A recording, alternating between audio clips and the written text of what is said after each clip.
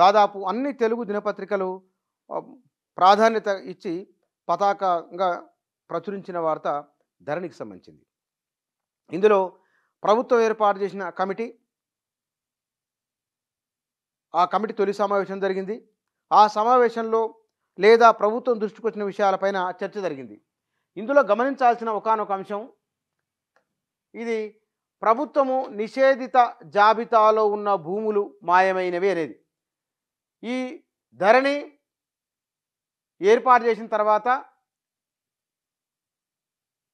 కోదండరెడ్డి, సునీల్ కుమారు, లచ్చిరెడ్డి వీళ్ళు ఈ కమిటీ తొలి సమావేశం జరిగింది. ఈ సమావేశంలో వారు గమనించిన లేదా అనుకున్న అంశం విస్తృతంగా ప్రజల్లోకి వెళ్ళాలి అనే అంశం ఒకటైతే, రెండోది 1955 నాటికి తెలంగాణలో ఉన్న ఇనాం భూములు 8 లక్షల ఎకరాల పైబడి ఉన్నది. వినియోగదారులు 92,000 మంది వరకు ఉన్నారు. 1966 తర్వాత నుంచి లెక్క తీస్తే 6 లక్షల భూమి ధరణి వచ్చిన తర్వాత ఇతరులు మారిపోయింది అనేది. ఆ మార్పు ఎట్లా జరిగింది, ఏ కారణం వల్ల జరిగింది, దాని వెనుకున్న వాళ్ళు ఎవరు? 22A అంటే నిషేధిత జాబితాలో ఉన్న భూములు కూడా ఇతరుల పేరున బదలాయింపు జరిగింది. ఎట్లా జరిగింది?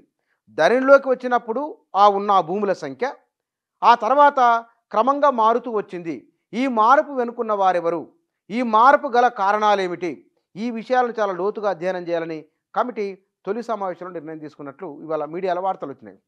దీంతో పాటుగా మొత్తం జిల్లాల వారీగా ఉన్న భూములు, ఇనాం భూములు ఎంత అనేది కొంచెం మనం లోతులకు వెళ్ళి చూస్తే కనుక జిల్లాల వారీగా 1966 నాటి జాతీయ భూ సంస్కరణల అమలు కమిటీ నివేదిక ప్రకారము రాష్ట్రంలో ఇనాం భూములు, ఇందులో ఇనాం భూములు, ప్రభుత్వ భూములు, బంజరు భూములు, పోడు భూములు, ఇట్లా చాలా రకాల భూములు ఉన్నాయి. ఇందులో ఇనాం భూములకు సంబంధించింది.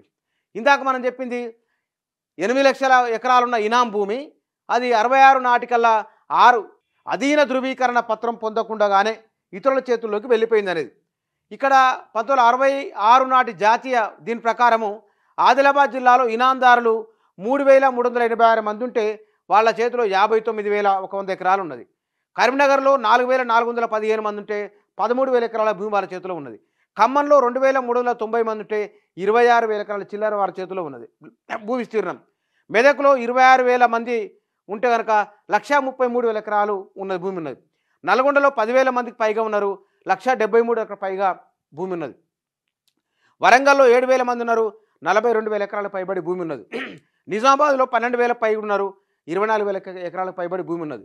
మహబూబ్నగర్లో 15,000 మంది పైగా ఉన్నారు, 2,57,000 ఎకరాలకు పైగా భూమి ఉన్నది. హైదరాబాద్లో 10,000 మంది ఉన్నారు, 74,000 ఎకరాలకు పైగా ఇనాం భూమి ఉన్నది. ఈ భూములలో ఇప్పుడు సగానికి సగం లేవు. మరి ఎక్కడ పోయినట్లు ఈ భూములు? అధీన ధృవీకరణ పత్రం లేకుండానే మార్చకూడదు చట్టం చెప్తున్నది. చట్టాన్ని ఉల్లంఘించి చట్టాతీతంగా ఈ భూములు ఎక్కడికి వెళ్ళిపోయినాయి? దీంతో పాటుగా క్షేత్రస్థాయిలో ధరణి వచ్చిన తర్వాత, ధరణి రాకముందు ఉత్పన్నమైన సమస్యలు ఏమేమి ఉన్నాయి, ఈ సమస్యలకు పరిష్కారం ఎట్లా కనుగొనాలి ఇత్యాది విషయాలను కూడా ధరణి కమిటీ క్షేత్రస్థాయి నుంచి అది పరిశీలన చేస్తున్నది. గ్రామస్థాయికి వెళ్ళి ప్రజల దగ్గర వారి అభిప్రాయాలు తెలుసుకునే ప్రయత్నం చేస్తున్నది.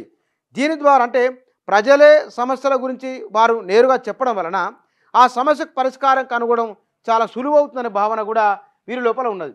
ఇది వీళ్ళు ధరణి పోర్టల్ వచ్చిన తర్వాత ఏం జరిగింది, ధరణి పోర్టల్ రాకముందు ఏం జరిగింది, ఈ భూములు కూడా ప్రైవేటు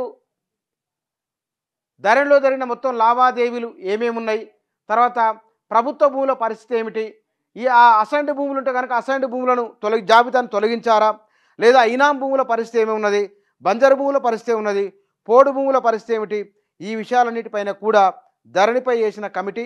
అయితే ఇంకో అంశం డెవలప్మెంట్ దీంట్లో ఉన్నది, మధ్యంతర నివేదిక ప్రభుత్వానికి అందజేస్తామని.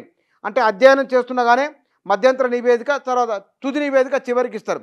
ఈ మధ్యంతర నివేదిక ఇవ్వడం వలన వీలైనంత త్వరగానే, బహుశా 100 రోజుల్లోపునే ధరణిపైన ఒక స్పష్టతకు వచ్చి దాని పునర్నిర్మాణం ఎట్లా చేయాలన్న దానిపైన, ఆ పునర్నిర్మాణ అంశంపైన దృష్టి పెట్టి ధరణిని పునరుద్ధరించే అవకాశం కనబడుతున్నది. కాబట్టి ఈ కమిటీ ప్రభుత్వానికి మధ్యంతర నివేదిక కూడా ఇవ్వబోతున్నట్లు, వీలైనంత త్వరగానే ధరణిని పునరుద్ధరణ చేసి సమస్యల పరిష్కార దిశగా భూ అక్రమాలపైన జాబితాలో ఉన్న, నిషేధిత జాబితాలో ఉన్న వేలాది ఎకరాల భూమి, వేల కోట్ల రూపాయల విలువైన భూమి ఎక్కడ మాయమైంది అనేది ప్రధానంగా హైదరాబాదు, సంగారెడ్డి, మెదక్, యాదాద్రి భువనగిరి, ఈ మేడ్చల్, మల్కాజ్గిరి ఈ ప్రాంతాలలో, రంగారెడ్డి జిల్లా ఈ ప్రాంతాలలో భూములు నిషేధిత జాబితాలో ఉన్నాయి. ఇనాం భూములు, ఈ భూములు గందరగోళం జరిగింది. అధీన పత్రం లేకుండానే ఇతరుల చేతుల్లోకి ఎట్లా వెళ్ళిపోయింది, ఈ తదితర అన్ని అంశాలపైన ధరణి పైన ఏర్పాటు చేసిన కమిటీ అధ్యయనం చేస్తూ ఉన్నది. అనుకున్న దానికంటే ముందుగానే ప్రభుత్వానికి తన నివేదిక సమర్పించే అవకాశం కనిపిస్తున్నది.